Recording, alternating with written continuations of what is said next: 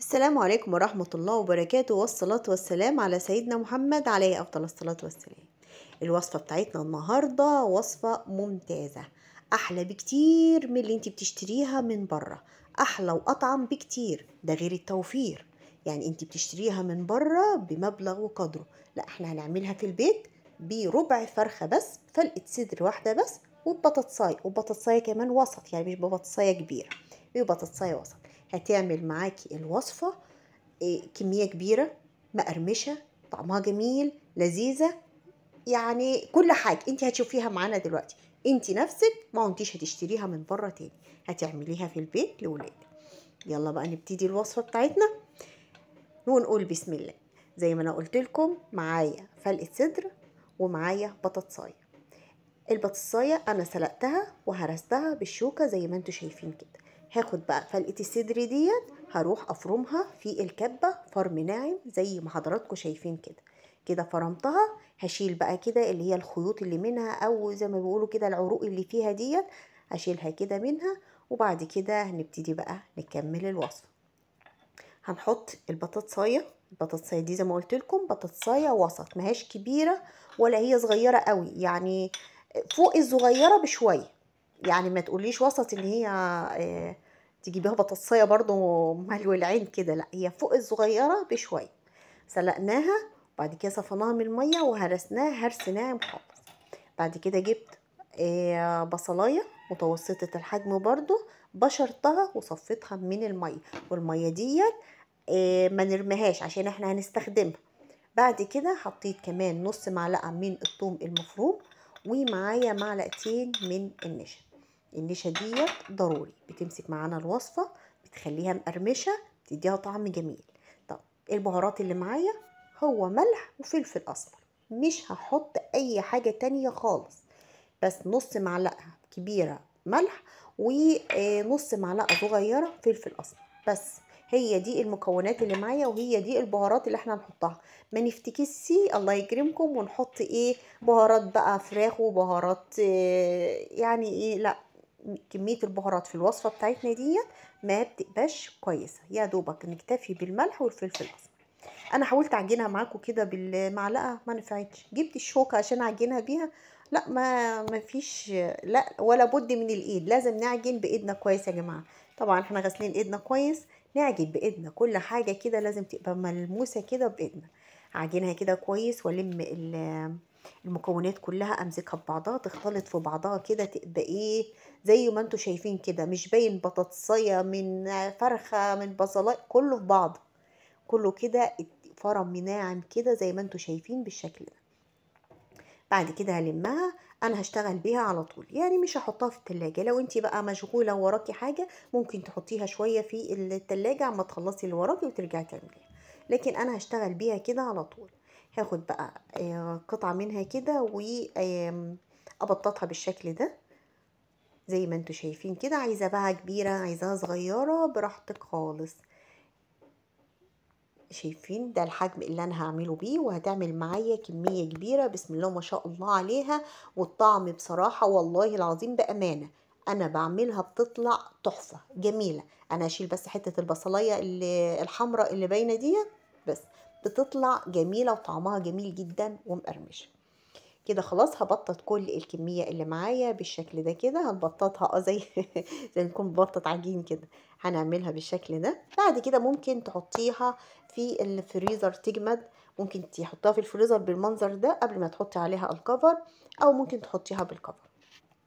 انا خلاص عملت الكمية كلها بالشكل ده معايا، طلعت لي ما شاء الله الطبق الكبير ده، يعني بربع فرخة بس، ربع فرخة بس طلعت لي الكمية دي. وممكن كمان كانت ممكن تطلع كمية اكبر لو انا صغرت الحجم، لو صغرت الحجم ممكن تطلع لي كمية اكبر من كده، بس الحجم ده اللي انا عايزه. هنيجي بقى نعمل الكفر.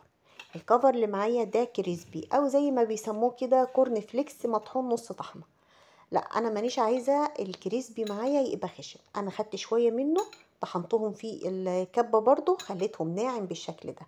حط شويه ناعمين دولت على الكريسبي، ودي نصيحه مني وعن تجربه، بلاش الكريسبي يبقى كله ناعم، وبلاش يبقى كله خشن، يبقى نصه ناعم ونصه خشن. وهقول لكم ليه دلوقتي واحنا شغالين. وهقلب الكمية كده في بعضها، الخشن مع الناعم. بعد كده هنيجي بقى ده الكفر هيبقى معايا عبارة عن مية البصل. فاكرين مية البصلة اللي حطيناها في قلب الخلطة؟ قلت لكم ما نرميهاش، عشان هو ده اللي هنعمل بيه الكفر. لا هنحط في بيض ولا في دقيق ولا في لبن ولا في الكلام ده كله. هنجيب بس الكريسبي وهنقوم حاطينه في المية بتاعة البصل. طب الحته دي فاتت مني، يعني انا ما حطيتهاش في الكريسبي على طول، هتاخدوا بالكم مني لان هي اتسرعت معايا. انا حطيتها في ميه البصل تتبل كده في ميه البصل، وقمت حطاها في الكريسبي اللي معايا زي ما انتم شايفين كده. ميه البصل دي بتديها طعم جميل جدا صدقوني. يعني اولا موفره معاكم، يعني لا هتستخدمي بقى بيض ولا لبن ولا كده، وفي نفس الوقت بتديها طعم جميل جدا جدا. بعد ما نعمل الكميه كلها بالكريسبي، شايفين الشكل؟ شايفين بقى الطبقة متغطية كلها ازاي بالكريسبي؟ يعني مفيش حتة منها باينة. ودي ميزة ان انت يبقى الكريسبي نصه مطحون ونصه ناعم. لو نصه ناعم هيغطيها كلها تمام، بس مش هيديها القرمشة، مش هيديها الطبقة اللي انتوا شايفينها دي المقرمشة. طب لو هو خشن بس مش هيغطيها كلها، وانا هوريها لكم اهو. في واحدة هوريها لكم، ده كله متغطي لانه معمول بالنص الناعم ونص الخشن على بعضهم اهو. شايفينها متغطية كلها ازاي؟ دي بقى تديني قرمشه جميله قوي. لكن زي ما انا قلت لكم لو هو ناعم بس هيغطيها بس مش هتبقى المقرمشه قوي، مش هتدي الشكل اللي بنشتريه من بره. ولو هو خشن مش هيغطيها كلها زي ما انتوا شايفينه كده.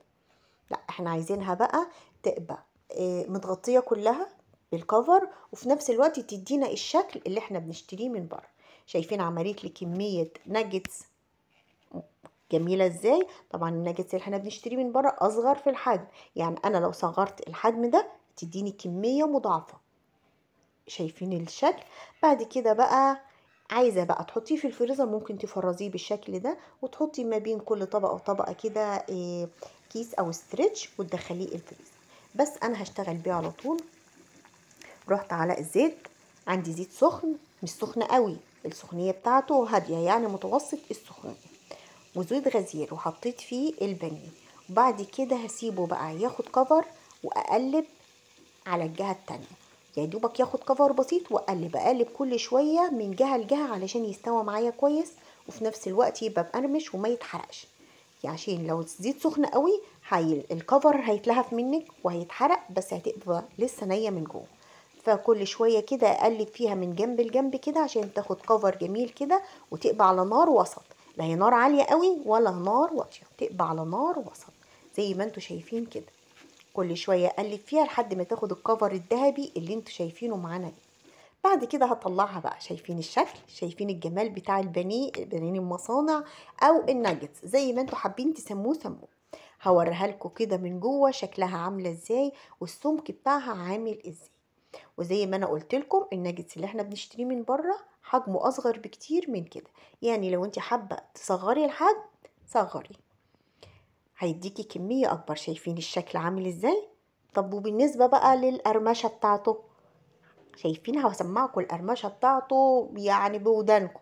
قرمشه بصراحه يعني حاجه كده حاجه كده تفرح. سامعين؟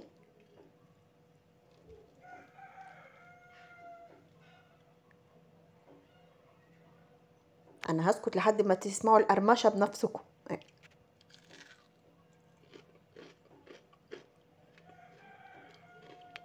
تالي مفيش قرمشة أطعم من كده ولا شكل ولا، يعني مش عارفة أقولها بصراحة. طعم جميل ولذيذ، جربوها صدقوني هتعجبكم جدا الوصفة اللي معانا دي، وما عدتوش هتشتروها من بره.